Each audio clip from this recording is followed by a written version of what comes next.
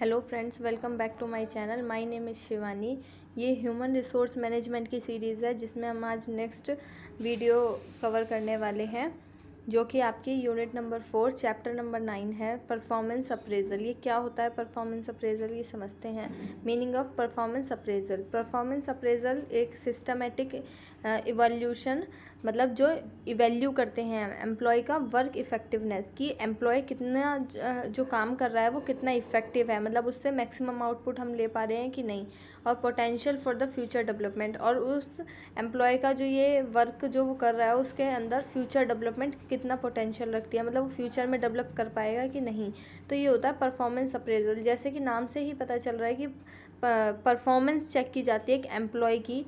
In the simple words हम ये कह सकते हैं कि एम्प्लॉय की एक सिस्टमेटिक प्रोसेस है ये, जिसके अंदर एम्प्लॉय की वर्क की परफॉर्मेंस चेक की जाती है कि वो किस तरीके का काम कर रहा है, वो अच्छा कर रहा है नहीं कर रहा, और वो सैलरी के अकॉर्डिंग वर्क कर रहा है कि नहीं। फिर आता है, इसके अंदर इंक्लूड होता है examine how well an employee meet job requirement. तो इसके अंदर इंक्लूड होता है कि एक एम्प्लॉय अपनी जो जॉब उसकी जॉब रिक्वायरमेंट है वो कैसे परफॉर्म कर रहा है। और आइडेंटिफाई करते हैं स्ट्रेंथ एंड वीकनेसेस, और उनको फीडबैक देते हैं। इसके अंदर हम एग्जामिन करते हैं कि एम्प्लॉई जॉब जो उसकी जॉब की रिक्वायरमेंट है वो कर पा रहा है कि नहीं कर पा रहा, और साथ में हम ये आइडेंटिफाई करते हैं कि उसकी स्ट्रेंथ क्या है और उसकी वीकनेस क्या है, किस चीज़ में वो एम्प्लॉय अच्छा परफॉर्म कर रहा है और किस चीज़ में वो अच्छे से नहीं परफॉर्म कर पा रहा है, और उसको उस अकॉर्डिंग हम फीडबैक देते हैं। अप्रेजल एक सपोर्ट होता है जो डिसीज़न, मतलब एक अप्रेजल जो होता है हमें डिसीजंस लेते हैं, जैसे पे हमें क्या करना, पे मतलब उनको सैलरी कितनी पे करनी है, प्रमोशन और ट्रेनिंग के जो डिसीजंस होते हैं उसमें अप्रेजल सपोर्ट करता है। फिर आता है, ये एक शॉर्ट टर्म है नेचर में, मतलब ये नहीं कि हमने एक बार बस एम्प्लॉय का आइडेंटिफाई कर लिया, उनका इवैल्यूएशन कर लिया, उसके बाद ये नहीं कि बस एक बार करना है। ये शॉर्ट टर्म प्रोसेस है, ये बार बार चेंज होता रहता है। तो इसमें जो परफॉर्मेंस मैनेजमेंट है ये स्ट्रैटेजिकल और आपका कॉन्टीन्यूस प्रोसेस है, इसको बार बार ही आपको परफॉर्मेंस को मेज़र करना होगा। Nature of performance appraisal. Nature क्या है परफॉर्मेंस अप्रेजल का? फर्स्ट आता है, ये प्रोवाइड करता है फीडबैक एम्प्लॉय की स्किल के ऊपर, कि एम्प्लॉय की कैसी स्किल्स हैं उसके लिए हम फीडबैक प्रोवाइड करते हैं कि वो अच्छे से इस स्किल को यूज़ कर रहे हैं कि नहीं। फिर आता है help reshape behaviour towards productivity. ये परफॉर्मेंस अप्रेजल हेल्प करता है कि हम रीशेप कर सकें अपना बिहेवियर प्रोडक्टिविटी की तरफ। प्रोडक्टिविटी मतलब हम मैक्सिमम आउटपुट दें और अच्छे से जो कॉस्ट हमारे ऊपर लग रही है, मतलब जो उस एम्प्लॉय को सैलरी दी जा रही है उस सैलरी में वो अच्छे से अच्छा काम करके दे। फिर आता है, ये परफॉर्मेंस अप्रेजल जो होता है हमें इन्फॉर्म करता है मैनेजमेंट के डिसीजंस के लिए, और कंपनसेशन जो कि सैलरी हो गई और प्रमोशन हो गया, इस तरीके के लिए ये हमें हेल्प करता है। और साथ में जो जॉब रोल होते हैं उसकी भी इंफॉर्मेशन देता है, मैनेजमेंट के डिसीजंस में हेल्प करता है। फिर ऑब्जेक्टिव ऑफ परफॉर्मेंस अप्रेजल। अब इसका ऑब्जेक्टिव क्या है, ये क्यों किया जाता है परफॉर्मेंस अप्रेजल? फर्स्ट आता है डिटरमाइन करने के लिए कि कितना हमें पे करना है, उनकी सैलरी क्या होगी ये डिटरमाइन करने के लिए, उनका प्रमोशन करना है कि नहीं, उसके बाद उनको ट्रेनिंग की ज़रूरत है कि नहीं, तो उसके लिए उनकी परफॉर्मेंस को चेक किया जाता है। उसके बाद आता है identify strength and areas for improvement.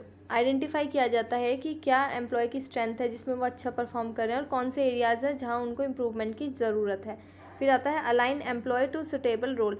जो एम्प्लॉय जिसके लिए कंफर्टेबल है वो वाले रोल उस एम्प्लॉय को असाइन कर दिए जाएँ जिससे वो अच्छा अपना आउटपुट दे सके। फिर आता है guide employees on performance expectation, कि उनसे क्या परफॉर्मेंस रखी जा रही है, कंपनी एक एम्प्लॉय से क्या परफॉर्मेंस एक्सपेक्टेशन रखती है, तो उस तरीके से एम्प्लॉय को गाइड करती है परफॉर्मेंस अप्रेजल।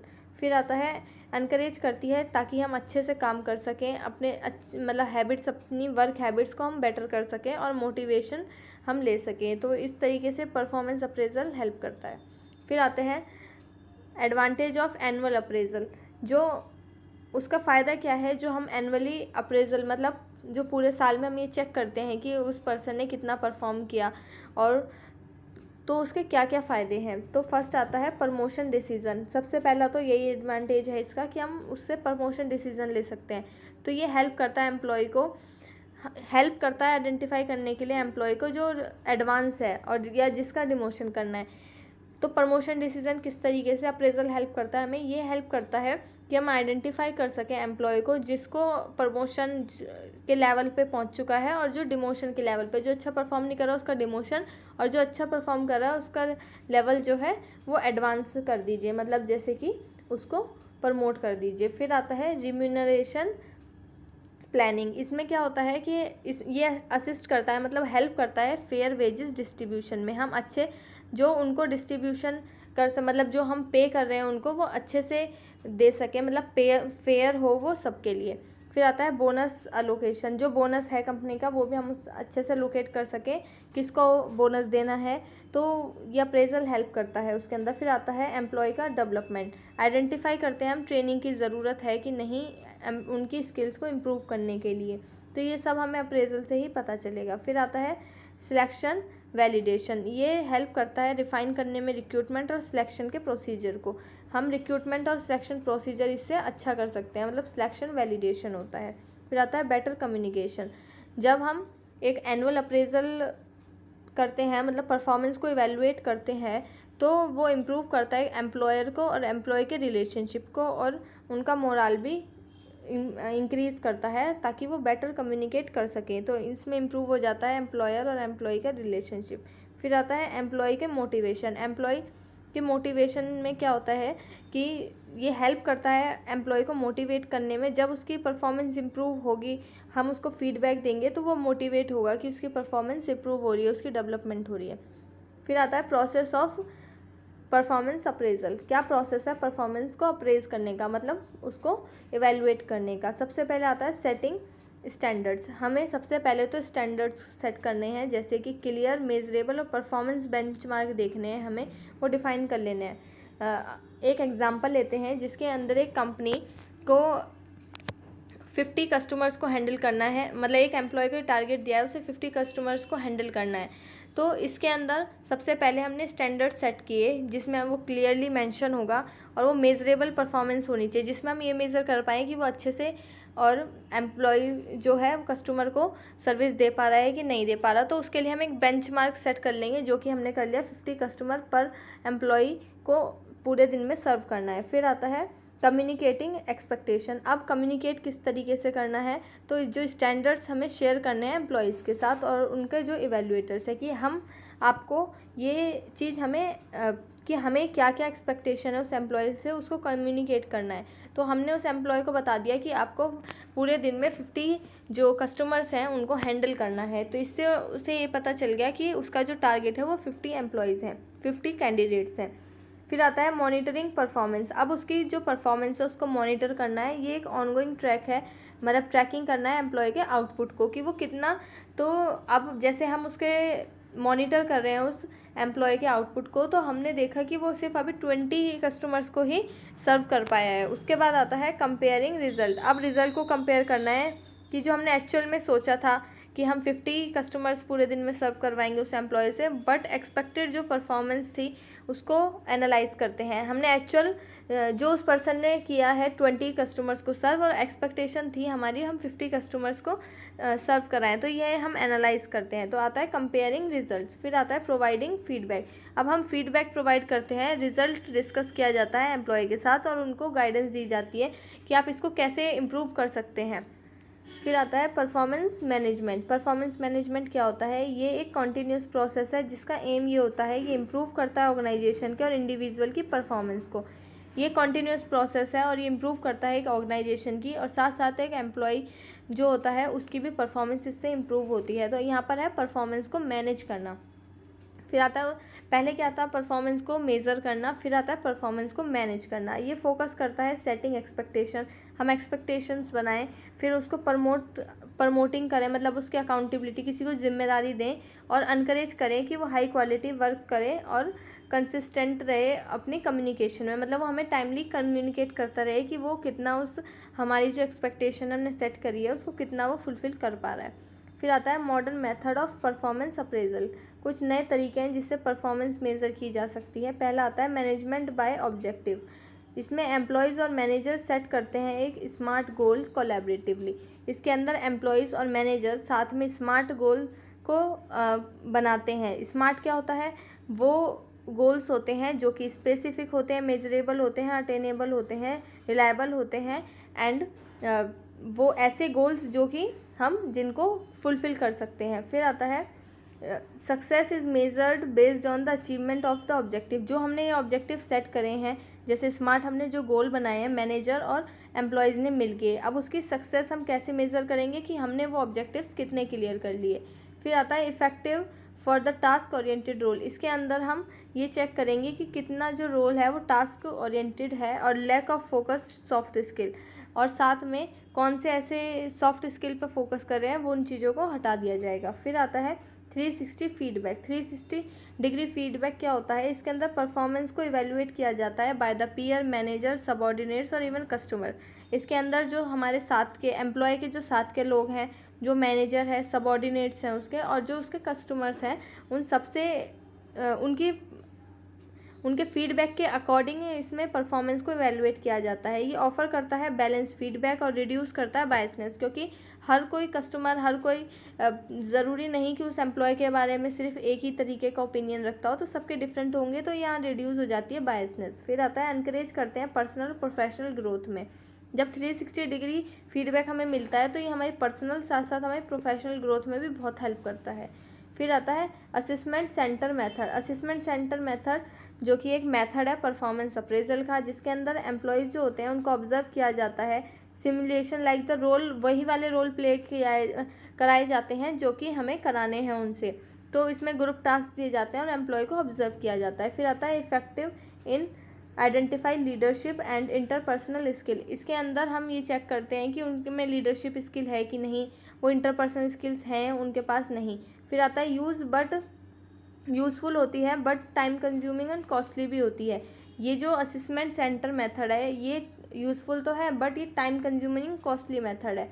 फिर आता है आपका human resource accounting method. Human resource accounting method में हम इवेल्युएट करते हैं एम्प्लॉय को based on their economic value of the company, कि उनकी इकोनॉमिक वैल्यू कितनी है उस कंपनी में। इसके अंदर हम ये देखते हैं कि कॉस्ट कितनी है उस पर्सन की, मतलब उसको कितनी सैलरी मिल रही है और वो कितना कंट्रीब्यूट कर रहा है, मतलब वो कितना आउटपुट दे रहा है कंपनी के लिए, काम कितना कर रहा है।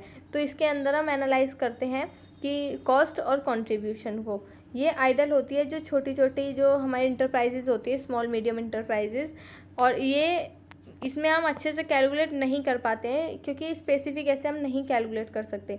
फिर आता है behavioural anchored rating scale. Behaviour anchored rating scale जिसको हम बार्स भी कहते हैं, इसमें रेट करना होता है कि एम्प्लॉय को उनके जो प्री डिटरमाइंड बिहेवियर था, जो इंडिकेटर्स थे उस जॉब रोल के लिए। ये कंबाइन करता है क्वालिटेटिव साथ साथ क्वांटिटेटिव को इवैल्यूएशन में।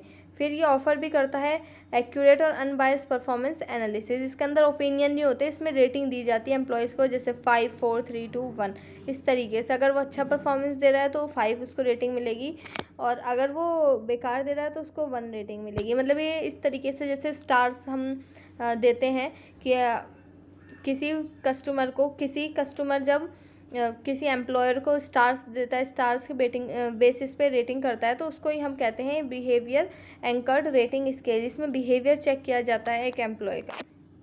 फिर आता है पोटेंशियल अप्रेजल। पोटेंशियल अप्रेजल क्या होता है? पोटेंशियल अप्रेजल का मतलब ये होता है कि फ्यूचर ओरिएंटेड असेसमेंट।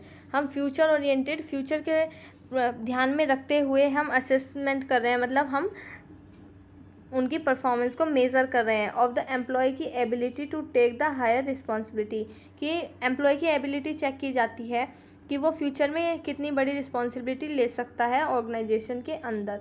ये परफॉर्मेंस अप्रेजल की तरह नहीं है, क्योंकि इसके अंदर हम इवेल्युएट, जब परफॉर्मेंस अप्रेजल की बात होती है उसमें इवेल्युएट करते हैं हम पास्ट एक्शंस के लिए, कि जो जो उसने पहले किया है उस चीज़ को हम इसके अंदर काउंट करते हैं परफॉर्मेंस अप्रेजल में। बट जो पोटेंशियल अप्रेजल है इसके अंदर हम फोकस करते हैं उनकी कैपेबिलिटी पे, जो कि अभी तक उन्होंने नहीं की है, मतलब वो कितना कर सकते हैं, हम इसमें फ्यूचर ओरिएंटेड बातें करते हैं, वो है पोटेंशियल अप्रेजल। इसका पर्पस क्या होता है?